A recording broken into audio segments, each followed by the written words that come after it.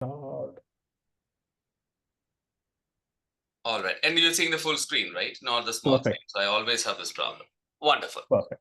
Thank you. Thank you. Good morning, everyone. Good to see all of you. Quite a few familiar faces, and happy to be with all of you today. Right. So the idea is developing large collaborative proposals, and I was wondering if I'm capable of telling you this story because actually I've fallen more than I have won this. Right. So I mean I've won a few, but I've failed way more, and maybe then I thought maybe that's the reason why I should be talking to you. If I keep winning alone, that's probably not so much to tell. So why write large proposals? Again, it's a question sometimes forced on us by what we think we need, sometimes forced on us by the institutions because they think you're the only one who could do that, or they want to put it and somebody has to be the fall guy in that process. There are so many other motivations if you really care about what we do, and I'm sure we all do. The problems that we work on are very important for us, and therefore it's critical that we take a lead in doing something big if we have a serious idea that we can go with and think that we can make a difference. So I think the answer is all of the above. You can have motivations personal, you can have motivations that are intrinsic to your school, motivations that are driven by where you want to go and see yourself in a few years, motivations of building a team around that can sustain what you want to do for a longer period of time. So what we'll talk about is strategy and preparation, which is probably what everybody will tell you. I'll add a few things: team building and proposal building, writing, storytelling, refining, something that we spend a lot of time on, but I think we spend a lot of time on it mechanically. I'm trying to give you a few points where you can be a little more strategic about thinking about how to write stuff in such large proposals. Feedback, getting feedback, acceptance, and how you should be resilient in the face of everything that is happening or that will happen, right? And this is a very unique time in our academic careers, where even the question of academic research is being questioned, or the use of academic research is being questioned. How do we stay resilient in the face of that? Those of us with tenure can use resilience as more of a nice word that cushions our existence anyway. Those of you who are going up for tenure and wants to establish, um, will have to think about this in a little more broader sense. All right. So why? Always career development benefits. You write big proposals, even if you don't win in the first time, it actually puts you in the radar of people that are seriously looking at you. You can get research independence, because sometimes your ideas that you can put across in a large proposal, even though you are collating ideas from different people and coming up with a cohesive framework, helps you to develop in your own research also, and helps you broaden your outlook. Learning and constant improvement, always, whatever we do, we think of that as part of what it is. Impact, ambitious projects cannot be fulfilled with small teams and small funding. You need to have a critical mass to go around it. And also, it supports long-term comprehensive projects, enhances the research ecosystem. If you are a group that is working on a specific area within your university, you want to develop inter-university relationships, all of this enhances the research ecosystem. Professional growth, the biggest thing that I've learned is you know all the management you want to know without going to a business school, because dealing with 20 people who have egos probably as big or bigger than you is, and then having to negotiate, um, you will learn a lot of things about how to lie low and do what you have to do without stirring the pot all the time. It is such an important thing that you will learn, and I think I actually went, but 5 years ago during COVID, I said, okay, now there's not much of time. Let me go and see what Harvard Business School does. Let me go and do a leadership class with them. So I did a certification, um, 3 months, 3.5 months certification on leadership skills with Harvard. And they come back and say it was nice to say that, yeah, I got lots of nice materials and nice lecture notes and nice practices to do, but nothing that will train you to manage people as much as you do when you have 20 people that you have to talk to, with everybody wanting the biggest slice of the pie in the budget mostly. how do you deal with that? And that is a very critical learning skill that each one of us will do it differently. Collaborative networks are critical. You can build in networks. Networks not just inside the country. I had the good fortune of establishing a network of networks internationally for one of our projects, and learning to deal with different cultures, learning to deal with different time zones, learning to deal with different ways in which people present things that you think should be presented in a certain way, opens yourself to a lot of perspectives. And actually, to be fair, what it does is to take your requirement to be judgmental about everybody away. And I think that's a very important thing, um, to keep sanity in this business, not to be judgmental about everything instantaneously. So again, professional growth, lots of different things. Flexibility, you can pursue emerging directions. You can alleviate some funding worries. If you have a big project and you're the PI for it, hey, you have a little bit of a flexibility with budget. Students can be moved here and there. You can do all of that. Institution loves it, rankings, prestige. They get the overhead money. Probably not anymore. But so far, 57% of the overheads that come from NSF or DOE, and if you have a $50 million project, the numbers pretty much add up and the universities love it, right? But now the new numbers, they might say, hey, don't even bother doing large proposals because we're losing money. We don't know how that ecosystem pans out. Strategy. How do you strategize doing this? Again, I'm doing this in the kind of mental order that I have done in the past. But again, things could go up and down. Again, it's very individualistic. There's no one template that fits. It's basically some kind of a framework. Big, bold ideas. You have to be realistic and ambitious. Again, nothing that none of you don't know so far. All of you have done this, or most of you would have done this. The significance of the project has to be undeniable. The impact has to be quantifiable. Those are the things that you want to bring it out in the first page itself, essentially, right? What is the impact of what you're doing? What's the significance of it? And this is especially important when the RFP is very broad. They're not asking you for a specific thing like ERCs, right? You can write on anything. Then you also have to think about what your competition is. I might think cement and concrete is the greatest and most consequential thing in the world, but to somebody who's developing a cancer drug, I stand no chance if I don't say my story and the impact of it in the right way, right? So contextualization is key. National interest, funding priorities, I think more of this, which we will see in the days to come. What if priorities diverge from the need for long-term solutions? Funding solutions change. We have to think a lot about and make our own introspection and judgment about how we want to go about it. Building credibility, extremely critical. You can't build credibility overnight, which means there has to be a certain amount of visibility, having done similar things, having led smaller projects. People that you are inviting to come to your team should feel that, yes, hitching my truck with him or her is a good idea. And so credibility becomes important, and that's a credibility that you will have to build over time. But again, you can accelerate that by doing things much faster. Study past successful proposals, talk to successful researchers. Relationship with program officers, sometimes it works, sometimes it does not. So I put in a question mark there. I've never found it successful, but don't quote me on that. Every time I've talked to a program manager ahead of time, I've only lost it. So I now kind of don't talk to them, but I try to find out what is happening through whichever ways that I can get. Be clear about evaluation criteria.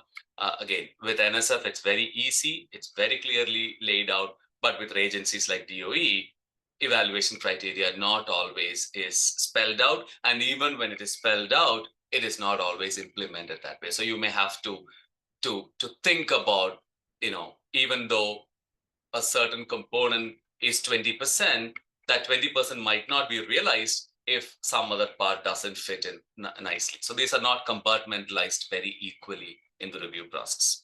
We have to think about that. Collaborations, how do we collaborate? typically when I started doing all this, I collaborated with friends. I still collaborate with friends a lot. And I think getting to a wavelength that you can work together with is very important. So friendship, either you are friends and then you write proposals, or you write proposals and become friends or enemies, depending on how you get there. It's critical, right? So you need to make sure that the people that you're writing with are in line with what you're thinking and your wavelength is. But if not, you always can. That's what I talked about earlier, the ability to manage it and make sure that you're not judgmental about what somebody else is coming up with, so that you can have a very open conversation, very open exchange of ideas. Dangers with too many friends, which means your team will become really big very fast. I'm guilty of it. I have to add, just because I couldn't say no, I had to add so many people who eventually do nothing, but because they're my friends, they still hang around in the project. But again, it's probably not a great idea. Learning to say politely no and being able to stand on what you have said is a skill that we'll all learn with time and maturity. Diversity in the team of both ideas as well as people, cross-disciplinarity in what we do, industry academic relationships, if they're industrial partners, how to choose them. Again, all of these are individualistic. There's really no one way that fits anything. Diverse perspectives, and here's something that I want to emphasize, right? You start with an idea, you want to develop a few ideas, and when somebody comes with a completely diverse idea after you have written your 3 page of motivation and vision, it is extremely difficult and sometimes easy to dismiss that divergent idea just because it doesn't gel with what you have done in the first few pages. It makes logistics easy for you. But please don't do that. If there are diverse perspectives, please take it. Please try to digest it. Please try to spend some time thinking about it. And if it's really not worth it, of course, you should not take it. But you might more often than not find um, some point of convergence in what somebody else thought, which you could not find in the first place, and that might enhance your proposal. So you really don't know where that differentiator is coming from. Keep your eyes open for that. And if you are not open to thinking about, I have this idea, this is what I'm writing about, 20 people come band with me, sometimes it works, sometimes it doesn't work. So we have to keep an eye open. The collaborations have to be reliable, responsive, supportive, and deliberative. Otherwise, it'll just become too much of a burden for you. Technical excellence, you have to have an innovation. The proposal has to have distinguishing features that stand out. And especially if it's a large proposal, it needs to have more than one distinguishing feature and substantially heavy distinguishing features. Feasibility, preliminary data, all important, very similar to how you write a career proposal or whatever. You have to show feasibility, you have to have preliminary data, again, and you have to show why you are the best team. And that also comes from establishing your credibility as well as finding a team that builds upon all of this. Management, again, very usual stuff. Be organized, meetings, timelines, avoid being rushed. Some people I know are really good at last minute, but large proposals are what are something that will not lend itself well to last minute things, especially when you have a team from your university trying to put together. There is 25-30 pages of the narrative. There are documents galore that should go with this. There is justifications for everything. You have to get your current and pending, conflicts of interest, so many documents when they come in. And of course, you will have people to help you with from the administration side, but still the buck stops with you, right? You have to be organized and you have to make sure that you're on top of that. Know what you want, delegate what you think somebody else can do better or somebody else can do more efficiently. Again, that's a skill that I still say that I'm very poor at. Delegation is something that I think I haven't learned well, but that's something that you should try and learn well. Trust your partner, delegate it so that you can take some load off. Be prepared to make tough choices. If there are people who are not contributing at all, you have to pull them up and tell them what you expect. Set clear expectations, set clear goals, give templates for what you want them to write, have them stick to the template, be willing to go back and forth with those partners with the drafts that they come back with. Again, very critical if you want to have a good product, because at the end of the day, in a large collaborative proposal, you might not know the components of all the thrusts or all the subsections that you're writing. Unlike a career proposal where you pretty much know every line that you're writing. Here, you're relying on the expertise of a lot of other people to put the story together. So if they don't give you a good work, that part will get weakened. And then, somebody who is outside, who have not read this 25 pages, reading it for the first time, will exactly see a poorly written section very quickly. And remember, these proposals are not a question of selection. These are all a question of exclusion. You will never get these proposals funded because somebody selected you. You got selected only because everything else was excluded.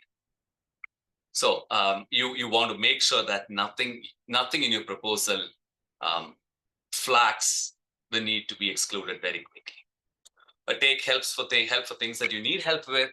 Some of them will need frequent reminders. Outsource the draining tasks. Have somebody help you. Have a proposal manager work with you to take care of all these things. Have good coordination, communication with the proposal manager so that they can take some of these training tasks. Be transparent with dealing with colleagues and partners. Budget in particular. Again, this is generally the sticking point. This is generally where everybody wants the largest slice of the pie, no matter what they're bringing to the table. You have to stand your ground and say, this is what I expect you to do. This is what I want to get from you, and this is what we can do. And of course, you can have negotiations. You can give and take, but and that becomes helpful if your collaborating partners are people that you know or people that are very reasonable. I've dealt with some extremely unreasonable people in the past, really, really good, top of the line people.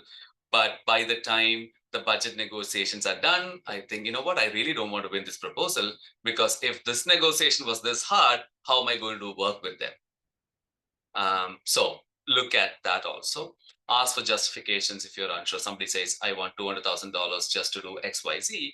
And if you think it's only $50,000 worth of stuff, ask why. And it's good to know ahead of time than to be surprised later on. And then you will also know who you can work with in the next large proposal. Self-care during proposal building time. Please don't lose your cool. It's going to hurt you only, nobody else, right? You manage the show. You worry about it. You stress about it. It's only your stress. Nobody will suffer more than you. Never compromise on friends, family, all the other activity while you do the proposal.